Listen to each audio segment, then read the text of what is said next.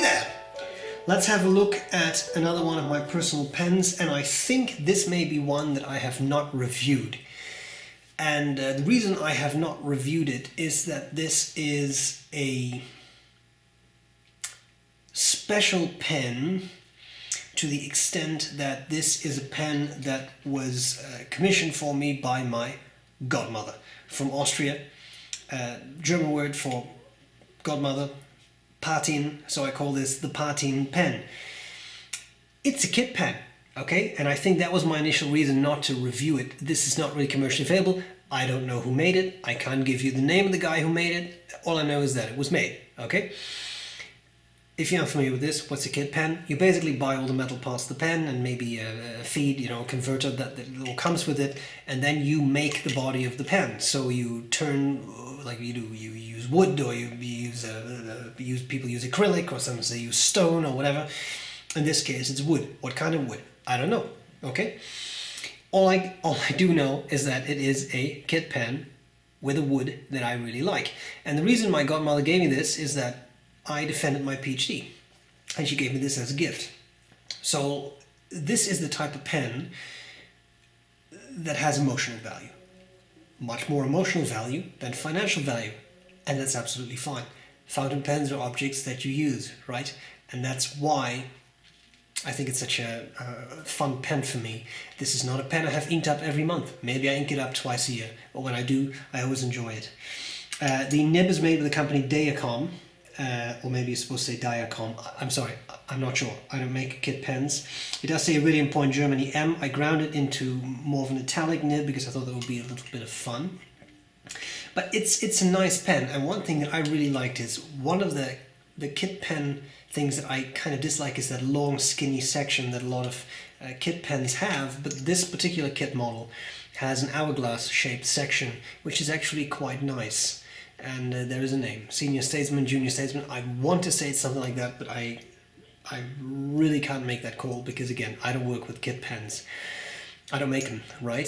So simple plastic feed, steel nib, two-tone nib, which is not bad, but it's a very comfortable size, it's a comfortable weight, and I think it's a very nice writer. And again, here, this really is a matter of emotional attachment. Now again, I don't think I've done a review of this, so when I point the camera down, I'll make sure you get a good view of the pen.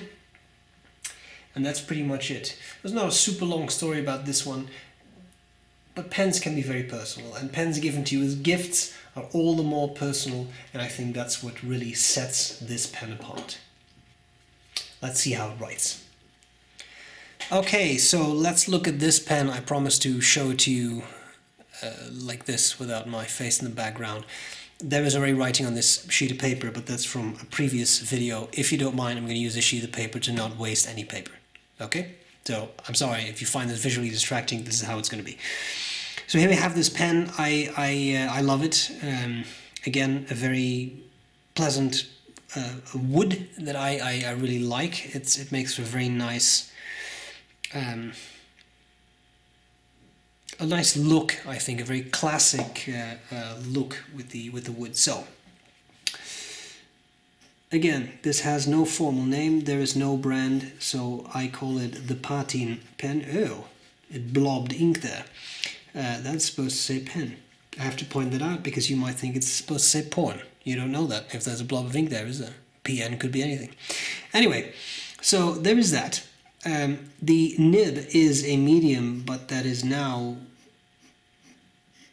an italic more than anything else. The ink is Waterman Havana, which I have found to be a nice match for this one.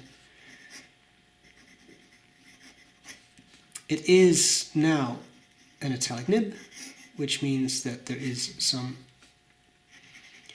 peculiarity as to how it needs to be held.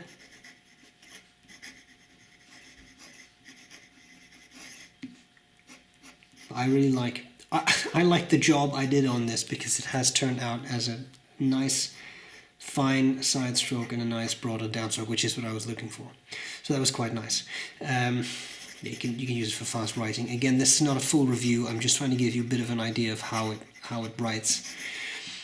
This pen, again, more than anything else, is just a matter of emotional attachment, right? So there is that.